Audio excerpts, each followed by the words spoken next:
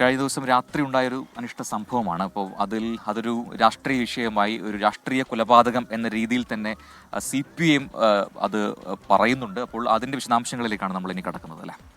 Pathanamthitta Perunad CITU പ്രവർത്തകൻ കത്തിക്കുത്തിൽ കൊല്ലപ്പെട്ടു. ചുമട്ടുതൊഴിലാളിയായ ജിതിനാണ് കൊല്ലപ്പെട്ടത്. RSS പ്രവർത്തകർ ജിതിനെ സംഘർഷത്തിനിടെ കുത്തുകയായിരുന്നു എന്നതാണ് CPIMന്റെ ആരോപണം. RSS പ്രവർത്തകനായ വിഷ്ണുവിന്റെ നേതൃത്വത്തിലാണ് ആക്രമണം നടന്നതെന്ന് CPIM പത്തനംതിട്ട ജില്ലാ സെക്രട്ടറി രാജു എബ്രഹാം പറഞ്ഞു. പെരുന്നാട് നടത്തുമൊഴിയിൽ ഇന്ന് വൈകിട്ട് DYFI പ്രവർത്തകരായിട്ടുള്ള മരിച്ച ജിതിനടക്കമുള്ള ആളുകൾ അവരുമായി BJP RSS പ്രവർത്തകരാണ് വാക്ക് തർക്കത്തിലും സംഘർഷത്തിലും ഏർപ്പെട്ടത്. അതിനെ തുടർന്നാണ് ജിതിനെ വെട്ടി പരിക്കേൽപ്പിച്ചത്. ആഴത്തിലുള്ള മുറിവാണ്. ഇതിനെ തുടർന്നാണ് ജിതിൻ മരണത്തിന് കീഴടങ്ങിയത്. ശ്രീകുമാറിനാണ് പത്തനംതിട്ടയിൽ നിന്ന് കൂടുതൽ വിവരങ്ങളുമായി ചെയ്യുന്നത്. ശ്രീത്ത്, ഈ സംഘർഷത്തിനിടെയാണ് ഈ കത്തിക്കുത്തുണ്ടായത് എന്ന് CPM പറയുന്നു. RSS ആണ് ഇതിൽ പിന്നിൽ, അതൊരു രാഷ്ട്രീയ കൊലപാതകം തന്നെ എന്ന് CPM ഉറപ്പിക്കുന്നുണ്ട്.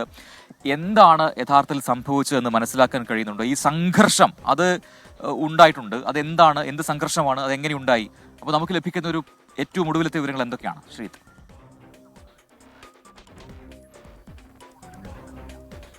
പ്രജിൻ, സാധാരണ രാഷ്ട്രീയ സംഘർഷങ്ങൾ മുൻപ് റിപ്പോർട്ട് ചെയ്ത മേഖലയാണ് ചിറ്റാർ അടക്കമുള്ള അല്ലെങ്കിൽ മടത്തമ്പടി അടക്കമുള്ള മേഖലകളൊക്കെ മുൻപ് രാഷ്ട്രീയ സംഘർഷങ്ങൾ റിപ്പോർട്ട് ചെയ്തതാണ്. പക്ഷേ ഇപ്പോൾ കാര്യമായ രീതിയിൽ രാഷ്ട്രീയ സംഘർഷങ്ങൾ അങ്ങനെ നേരിട്ടുള്ളൊരു ഫൈറ്റ് ഒന്നും തന്നെ നടക്കാത്തൊരു പ്രദേശം കൂടിയാണ്. ആ മേഖലയിലാണ് കഴിഞ്ഞ കുറച്ച് ദിവസങ്ങളായി ഏതാനും ചില പ്രശ്നങ്ങൾ നടക്കുന്നത്. അത് തമ്മിലുള്ള വ്യക്തിപരമായ പ്രശ്നങ്ങൾ പിന്നീട് രാഷ്ട്രീയ വിഷയങ്ങളായി മാറുക തന്നെയായിരുന്നു എന്നാണ് മനസ്സിലാക്കുന്നത്. അത് കേവലം രണ്ട് പാർട്ടിക്കാർ തമ്മിലാകുമ്പോൾ സംഘടനയുടെ പേരിലാകുന്ന സമയത്ത് രാഷ്ട്രീയ വിഷയങ്ങളായി മാറുന്ന ഒരു സാഹചര്യം ഉണ്ടായി. അങ്ങനെയാണ് ഇന്നലെ വൈകിട്ടോടുകൂടി സംഘർഷം നടക്കുന്നത്. DYFI പ്രവർത്തകരായ 3 പേർക്ക് അതിഗുരുതരമായ രീതിയിലുള്ള പരിക്ക് ഏൽക്കുന്നുണ്ട്. ഇതറിഞ്ഞ് അവിടേക്ക് എത്തിയതാണ് ജിതിൻ അടക്കമുള്ള ആളുകൾ എന്നാണ്. 36 വയസ്സാണ് ജിതിന് പ്രായം. ചുമട്ടുതൊഴിലാളിയാണ്, DYFI പ്രവർത്തകനാണ്. അവിടുത്തെ CPMന്റെ ഒക്കെ പ്രവർത്തനത്തിൽ എല്ലാവിധ മേഖലകളിലൊക്കെ മുന്നിൽ നിന്ന് നയിക്കുന്ന ഒരാൾ ഒക്കെ തന്നെയാണ് ജിതിൻ. എന്തായാലും ജിതിൻ അങ്ങോട്ട് എത്തിയത് എന്നാണ് CPIM DYFI നേതാക്കൾ പറയുന്നത്. എന്തായാലും വിഷ്ണു എന്ന RSS BJP പ്രവർത്തകന്റെ നേതൃത്വത്തിലുള്ള പ്രവർത്തകരാണ്. ഏതാണ്ട് 3ഓളം പേരുടെ പേരുവിവരങ്ങൾ പോലീസിന്റെ പക്കലുണ്ട്.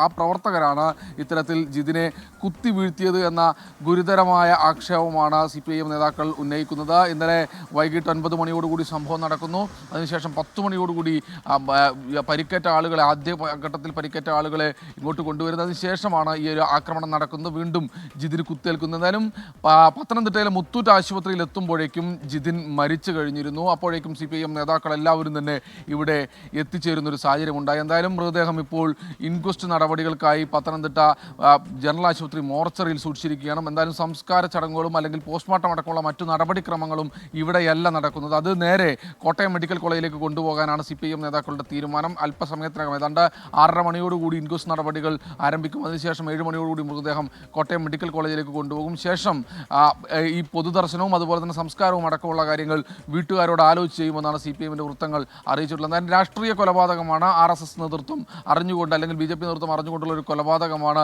എന്ന് CPIM ജില്ലാ സെക്രട്ടറി രാജു എബ്രഹാം തന്നെ പറഞ്ഞ സ്ഥിതിക്ക് കൃത്യമായ രീതിയിൽ ഒരു രാഷ്ട്രീയമായി തന്നെ മുന്നോട്ട് പോകാൻ തന്നെയാണ് CPIMന്റെ തീരുമാനം. എന്തായാലും ഈ വിഷയത്തിൽ കൂടുതൽ പ്രതികരണങ്ങൾ അല്പസമയത്തിനകം ഉണ്ടാകും. എന്തായാലും ചെറുപ്പക്കാരനാണ് ജീവൻ നഷ്ടപ്പെട്ടിരിക്കുന്നത്. 36 വയസ്സ്, കേവലം 36 വയസ്സ് മാത്രമാണ് ജിതിന് പ്രായം. എന്തായാലും ജിതിൻ അവിവാഹിതൻ കൂടിയാണ്. എന്തായാലും വലിയ പ്രതിഷേധം CPIM DYFI പ്രവർത്തകരുടെ ഭാഗത്തു നിന്ന് ഉയർന്നുവെന്ന കാര്യത്തിൽ യാതൊരു തർക്കവുമില്ല. പ്രവിത. ശ്രീകുമാറിനാണ് വിവരങ്ങൾ നൽകിയത്. നിർഭാഗ്യകരമായ സംഭവമാണ്. എന്തെങ്കിലും തരമുള്ള വ്യക്തിപരമായ പ്രശ്നങ്ങൾ പിന്നെ അത് പാർട്ടിയുടെ പ്രശ്നങ്ങളായി മാറുന്നു. അങ്ങനെ അതൊരു നാടിൻ്റെ തന്നെ പ്രശ്നമായി മാറുന്ന സ്ഥിതിയിലേക്കൊക്കെ കടക്കുന്നു. ഒടുവിൽ കൊലപാതകം.